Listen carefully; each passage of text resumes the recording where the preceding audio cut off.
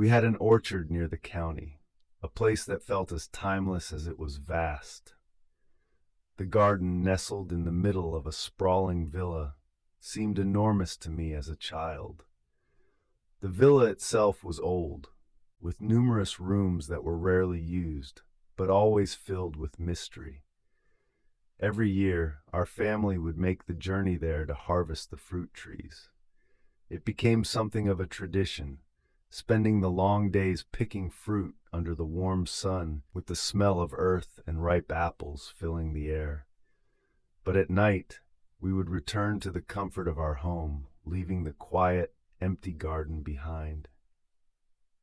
When I was younger, I would wander through the garden's many rooms without a care in the world.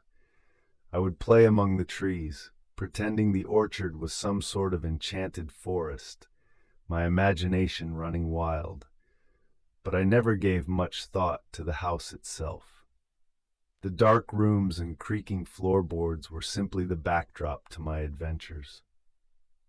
Childhood, as it tends to do, passed quickly, and now I found myself a teenager, returning to the orchard for the first time in years. This time, everything felt different. We arrived late in the evening, just as the sun was dipping below the horizon. The sky had grown dark, and thick clouds loomed overhead, threatening rain.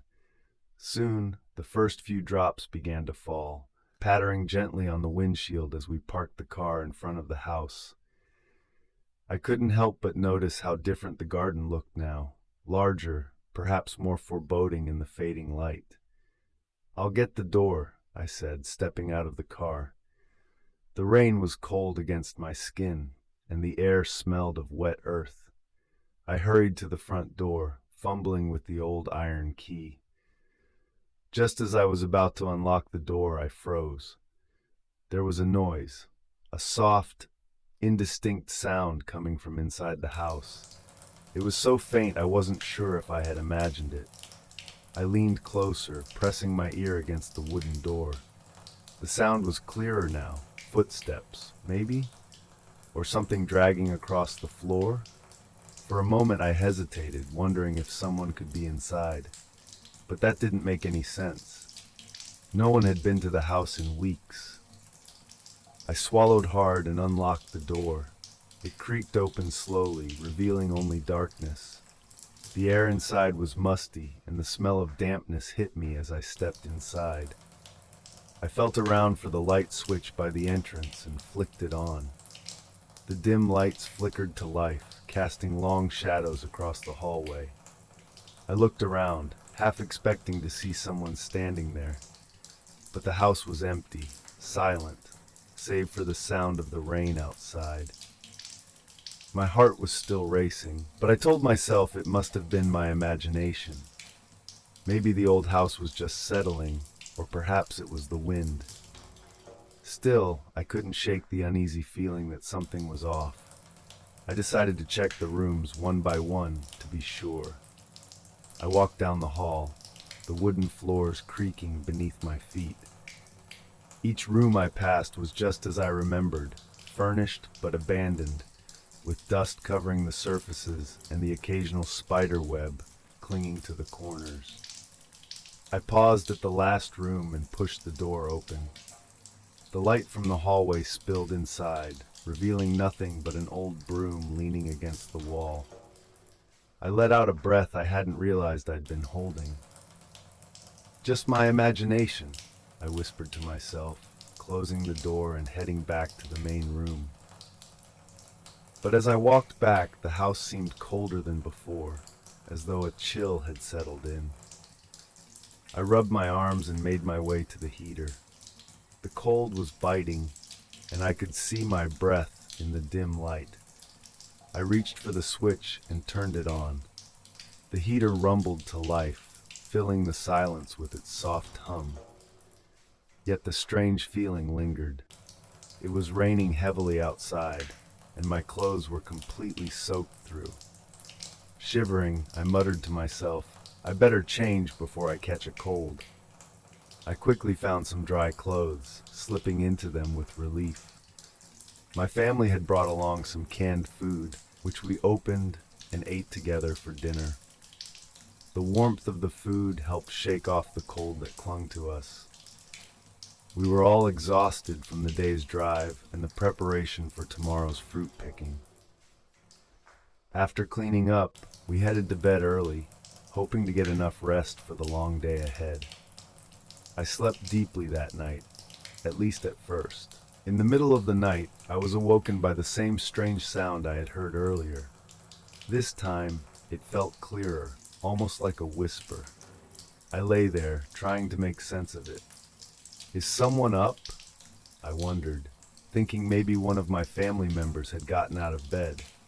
But when I glanced around, I saw that everyone was still fast asleep. The sound, however, persisted. It was soft but unsettling, like two people were quietly chatting right next to me.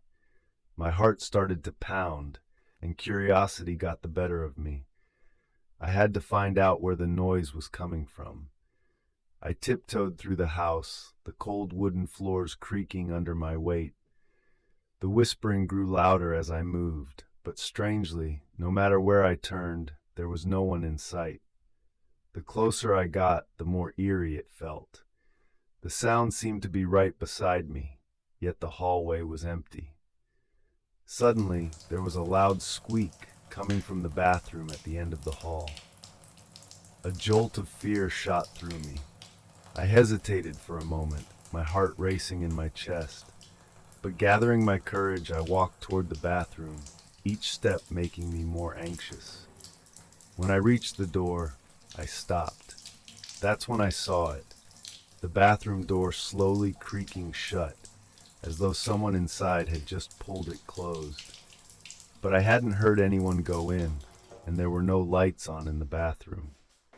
The growing fear inside me twisted into something more primal, something that made me want to turn back.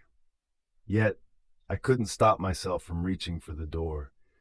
I pressed my trembling hand against the cold doorknob and gently pushed the door open. The hinges groaned as it swung inward. My breath caught in my throat. On the bathroom wall, I saw the shadow of a hand, except it didn't look human. The shape was twisted, with long, thin fingers, unlike anything I had ever seen before. Panic surged through me. My hands shook violently as I tried to make sense of what I was seeing. Before I could move, the door suddenly slammed shut with such force that the entire house seemed to shudder. The loud bang startled everyone awake. My family rushed out of their rooms, confused and scared, asking what had happened. But I could barely speak, my voice shaking as I tried to explain what I saw. The tension in the air was thick, and no one felt safe anymore. Without a second thought, we packed up our belongings in a rush. Within minutes, we were piling into the car, my father starting the engine with a sense of urgency. As we sped away from the house, I could feel the weight of the place lift from my shoulders. But just as we reached the edge of the orchard, a blood-curdling scream echoed from deep within the garden. The sound cut through the rain and wind, chilling us all to the bone. That was the last time we ever visited the orchard.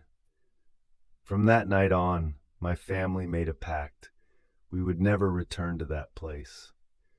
Whatever we encountered that night, it was something none of us wanted to face again.